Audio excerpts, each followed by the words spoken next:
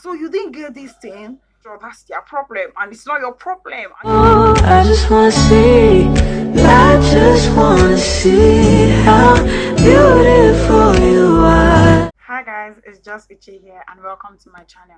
So it has been a minute, and to make this long story short is my phone spoiled, I'm in school, and no proper management. So when this year started out, I knew I wanted to branch out into a bunch of things. And one thing I wanted to do is, like, at the end of the month, I kind of pick one major thing I learned, and give you guys my experience and how I survived from it.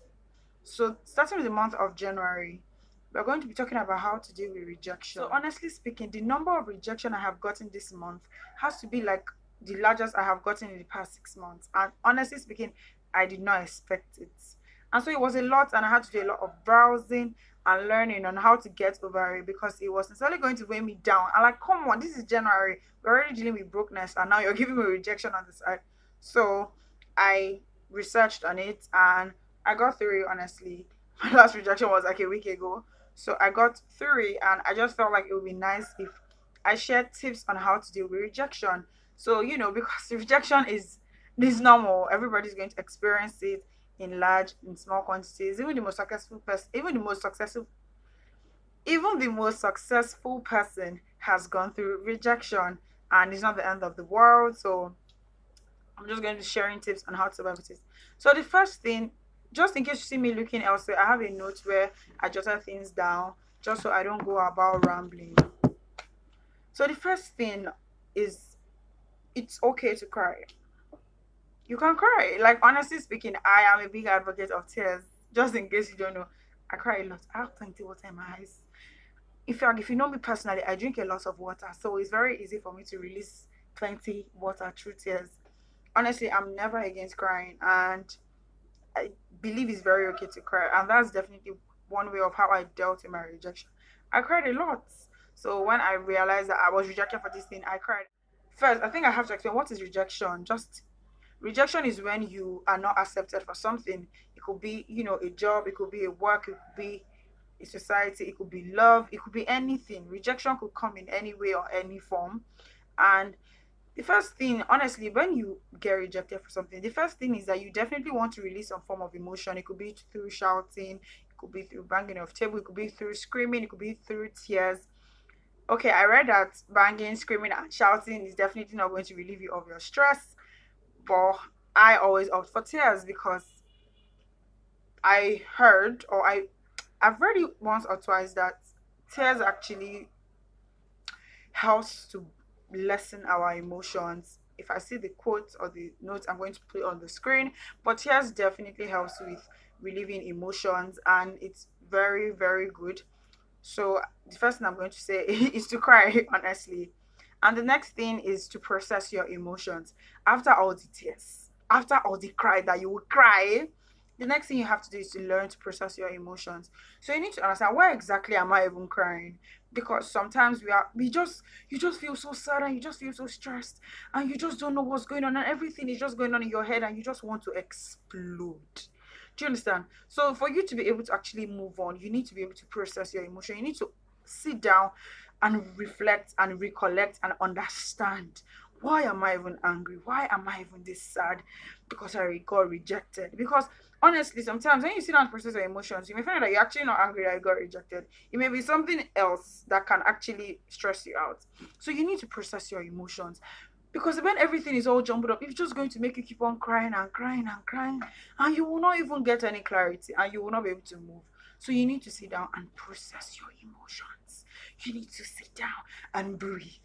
Okay, you need to breathe. You need to take a breather. You can't cry all through now, you get tired. The next thing is to affirm. You need to affirm yourself. See, self-affirmation. See, I'm so sorry that I'm closing my eye at intervals, but I think this is just, in fact, I don't think, I know this is very passionate to me, because this is something, honestly, I've gone through like 4 to 5 rejections in 1 month. And honestly, for things that I had the biggest hope for, and I sincerely thought I would get them. So you can imagine how tough it will be. So the next thing is to affirm yourself, because when you already have high hopes, and when you believe that you can get something and then you don't get it, it's very normal for you to feel self-doubt and feel less and feel like you can't do this. But at that point, you need to sit down and tell yourself that you are strong, that you are a winner, and that the fact that you got rejected doesn't make you any less.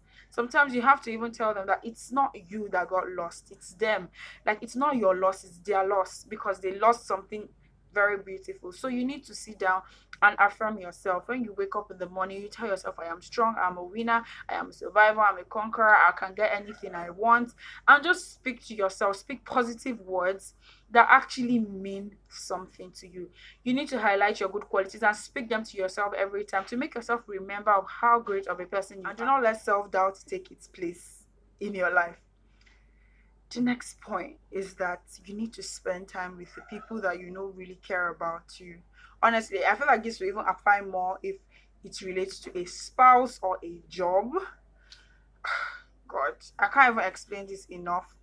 You really need to spend time with people that you know really care about you, people that you know actually helps you lift your mood. You don't want to stay with people who are going to make you always speaking, she got, and she didn't enter, so you didn't get this thing.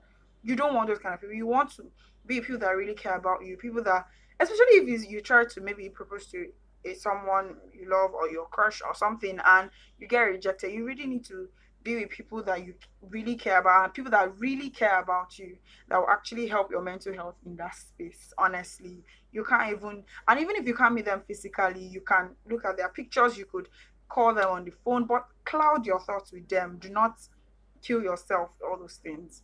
The next thing you need to be is to be kind to yourself, because it's very easy for to beat ourselves up. Like, I'm big on it, honestly.